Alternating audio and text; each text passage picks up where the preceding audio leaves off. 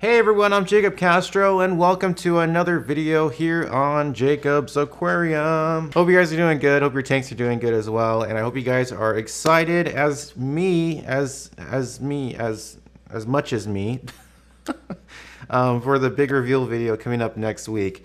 Trust me, you guys will not be disappointed, and this is like the biggest thing to ever happen to the Planet Tank community. Alright, so today in this video we're going to be talking about CO2 reactors because they are by far my most favorite way of injecting CO2 in a Planet Tank. I've used ceramic disc diffusers, I've used inline diffusers, I've used in-tank reactors, I've used CO2 filled containers put into the aquarium. I've used so many different methods of injecting CO2 in a Planet Tank, and by far the best method that dissolves CO2 100%, or okay, let's just say 95%, if not 100%, is a CO2 reactor. Right now I'm using a ceramic disc diffuser on the 50-gallon holding tank, and let's just say that the difference between the 80 and the 50 is night and day. The 80, it has a CO2 reactor on it, and as I just said, the 50 has the ceramic disc diffuser, and you can tell the plants grow so much faster in the 80 than they do in the 50. And that's because none of the bubbles, pretty much, coming from my CO2 tank are being wasted in the 80-gallon. They all go into the reactor, and they dissolve almost 100%. In the 50-gallon, the ceramic disc diffuser blows out CO2 bubbles, but pretty much almost half of them float to the surface of the water, pop, and release the CO2 in the air rather than in the tank. So that's pretty much the negative side effects of that's pretty much the negative effects of a ceramic disc diffuser. So today in this video, I'm going to be installing a CO2 reactor onto the 50-gallon, and the one that I'm going to be installing is the ISTA Max Mix or Mix Max CO2 reactor. Now, I've actually been using one of these on the 80-gallon ever since I started it, and like I've said, the plants grow great, and the differences are, night and day. A reactor is just so much better. The only thing though is that this reactor in particular is not made very well. This is made in China and it is made very poorly. The plastic is very brittle. I've had several of these where I've just easily broken off these little things here and the little inlet for the CO2 thing, and tightening tubing around the inlet and outlet. The tubing will like form to the shape. It's just not the best made reactor out there. But the thing is that there aren't many reactors out there on the market like this one. So we're pretty much limited, or I'm pretty much limited to what I could use. And let that be a good word to the companies out there that make aquarium products that watch my videos. Can you guys please make a good reactor? We hobbyists really want a better one than this. Can you make one out of like glass and metal? That would be awesome. So to install this reactor onto the 50-gallon, I'm going to have to use some reducers. And when I say reducers, I mean this right here. This is a reducer, a brass reducer. So this will take a water line, whatever you want to call it, from a 1/2 inch to a 3/4 inch, and that's what I need to make it work with my filter, because that's the size that my filter uses for the input back into my tank.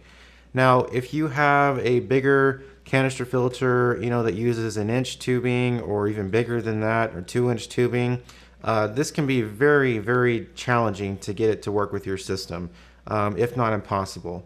So that's another thing. They don't really make this that easy, to work with bigger systems. Pretty much, it's just it works best with smaller systems that use small, tubing. That way, you can use reducers and stuff.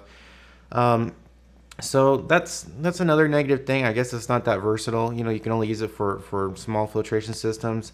And I don't think they sell reducers that go from 1-inch to a 1/2 inch or 1-inch. It just get too complicated. So for my friends out there that have 200-gallon, 300-gallon tanks and filtration systems that push 500 gallons an hour or whatever, this may not work for you.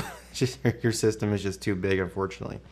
But this is what I got to use to make this work with my tank, and we're gonna also put some little clamps on there to secure the hosing to the inlet and outlet. So You may be wondering why I bought brass reducers instead of just normal plastic reducers.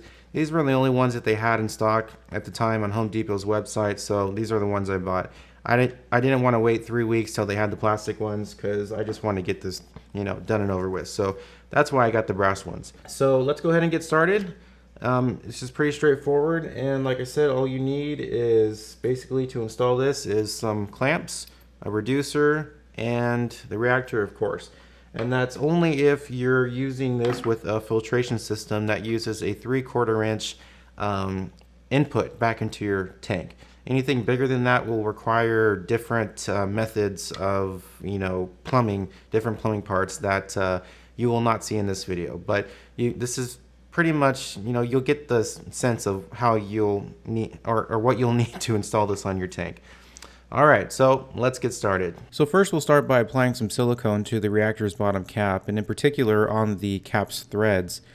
You want to make sure that you spread this somewhat generously over the threads so that when you screw the cap back on, the silicone will get into all those little cracks and crevices and create a nice tight seal. And then after that, just leave it to dry for 24 hours. And next we'll be slipping the tubing onto the reactor's inlet and outlet. But this may be kind of hard to do without stretching the tubing first, so that's what I'm going to do now. And pretty much to do that, all you got to do is heat up a cup of water to its boiling point. I usually do that by just sticking a cup of water in the microwave. I don't get crazy and boil water in a pot or anything. And I just stick the end of the tubing in the hot water for, I would say, maybe about 2 to 3 minutes, and that seems to soften it pretty good. And then I'll use like a tool, or in this case scissors, to just stretch the tubing a little bit. And then immediately after I remove the tool, I will stick the tubing in cold water, and that will form the tubing to its stretched position, I guess you could say, that we stretched it into with the tool. And then that'll make it a lot easier to, as you can see, to slip it onto the reactor's connections. And next we're going to tighten the clamps around the brass reducers and the reactor as well. One thing to note when you tighten the clamps around the reactor's inlet and outlet is that the plastic is very, very brittle, as I mentioned earlier. So don't over tighten, because you can definitely crack the inlet and outlet, and that would not be good. All right, so there we go. The clamps are on the inlet. I didn't have enough clamps for the outlet though, so I have to go buy some more. But I'm sure it'll be fine for now and it won't leak, hopefully. So now we're ready to install the reactor onto our filtration system. Now with the hydro canister filters, what I usually do is cut the flow coming into the filter slowly, and then let it run for about 10 seconds before cutting the return back into the tank. What this does is it drains a little bit of the excess water out of the motor housing, so when you detach the hoses from the motor housing, water doesn't continuously leak. So now I'm going to remove the hose and drain the return line. That way when I cut it in half, the water doesn't go everywhere. And this is also a very important thing to remember in this part of the installation of this reactor. Wherever you cut the tubing is where the reactor is going to be. And if that's in a very odd position or not in the reactor's upright position, it's not going to work properly. So make sure you plan ahead, you do your research, and you know that wherever you cut your tubing and wherever the reactor is going to sit is a good place where it'll operate properly. And as you can see, slipping on the brass fittings to the plastic tubing is much easier, and I didn't have to heat this tubing because the brass fitting is actually barbed. So like I mentioned earlier, it is much easier to slip on tubing when the fitting is barbed rather than just like a slip-on, And when you tighten the clamps around these brass fittings, of course, since they're not plastic, you can tighten them as tight as you'd like. Some people will also recommend that you use snap clamps, which those are very handy, and they do work a lot better in my opinion than the clamps, but I simply didn't want to take the time to order them online or try to find them locally, so that's why I'm using clamps. But normally the snap clamps are a lot easier and better to use. All right, so now I'm just going to connect the CO2 line to the reactor, put it in place, and let it rip, and let this thing fill up with water. Now you may notice that the reactor is not filling up all the way with water, and this is completely normal. what happens is there's a lot of trapped air inside the reactor, so you have to tip it upside down in order to release all that air back, or just release all that air, period.